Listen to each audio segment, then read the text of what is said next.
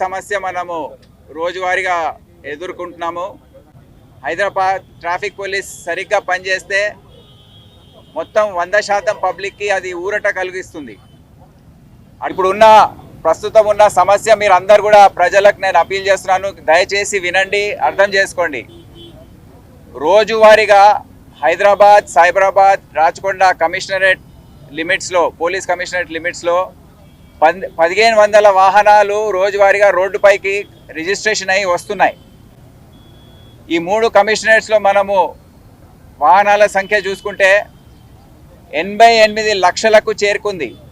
ఏదైతే సంఖ్యలో వాహనాలు పెరుగుతున్నాయో దానికి ప్రపోర్షనేట్గా రోడ్లు పెరగడం ఆటోమేటిక్గా మనకు రద్దీ ఏర్పడుతుంది, ట్రాఫిక్ జామ్స్ ఏర్పడతాయి. ఇటువంటి పరిస్థితుల్లో మనం అందరం కూడా, ప్రజలు కూడా కోఆపరేట్ చేయాలి, రాజకీయ నాయకులు కోఆపరేట్ చేయాలి, డిపార్ట్మెంట్, జిహెచ్ఎంసి, ట్రాఫిక్ పోలీస్ అందరు కూడా కష్టపడితే ఈ సమస్యని కొద్దిగా అధిగమించే అవకాశం ఉంటుంది.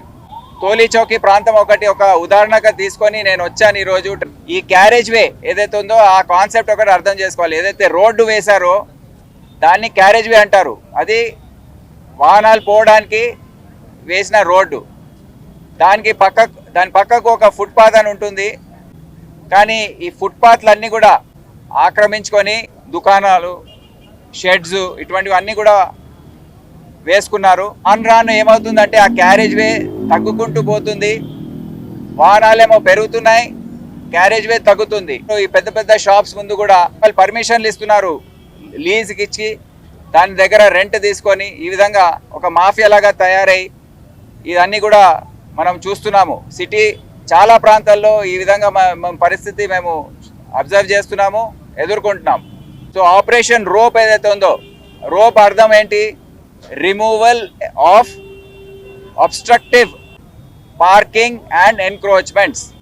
సో ఈ క్యారేజ్ వేకి తగ్గించడానికి 2 మూలమైన కారణాలు ఉంటాయి. ఒకటేమో ఎన్క్రోచ్మెంట్స్, ఇంకోటేమో అబ్స్ట్రక్టివ్ పార్కింగ్. విచ్చలవిడిగా పార్కింగ్ చేసుకొని వాహనాలు వదిలేసి వెళ్ళిపోవడం. ఈ ట్రాఫిక్ సమస్య ఏదైతే ఉందో దాన్ని అధిగమించాలంటే ముఖ్యంగా ఈ ఆపరేషన్ రోప్ మనము ప్రజాప్రతినిధుల సహాయంతో, లోకల్ కార్పొరేటర్స్ కానివ్వండి, అక్కడ ఉన్న ఎమ్మెల్యేస్ కానివ్వండి, వేరే అన్ని పార్టీస్ చెందిన వాళ్ళు ఉంటారు, వాళ్ళందరినీ కూడా వారి సహాయం తీసుకొని వాళ్ళందరికీ నేను పిలుపునిస్తున్నాను. మీరందరూ ముందుకు రండి, ట్రాఫిక్ పోలీస్ మళ్ళీ సిటీ పోలీస్తో సహకరించి. అదే కాకుండా ఈ ట్రాఫిక్ సమస్య కోసం ఇంకా 2-3 వేరే కారణాలు ఉన్నాయి. బస్ స్టాప్ ముందు అక్కడ పార్కింగ్ చేయడంతో బస్సులేమో రోడ్డు మధ్యన ఆపివేస్తున్నారు. బస్సులన్నీ కూడా రోడ్డు పక్క బస్ స్టాప్ దగ్గర బస్ వేలోకి లోపలికి వెళ్తే అప్పుడు క్యారేజ్ వే ఫ్రీ ఉంటుంది, ట్రాఫిక్ ఫ్లో బాగుంటుంది. అదే విధంగా ఆటోలు ఇష్టం వచ్చిన దగ్గర ఆటోలు పార్కింగ్ చేయడం. సో మా ట్రాఫిక్ ఆఫీసర్స్ చెప్పాను, మీరు బస్ డ్రైవర్స్తో, ఆర్టీసీ వాళ్ళతో మంచి సమన్వయం ఏర్పాటు చేసుకోవాలి, ఆ డిసిప్లిన్ అనేది చెప్పాలి. ఇదే కాకుండా ఇంకో ముఖ్యమైన కారణము మేము ఈ మధ్య చూస్తున్నాము, చాలా వెహికల్స్లో విఐపి మూవ్మెంట్ కూడా ఒక చాలా పెద్ద సమస్యగా మారింది.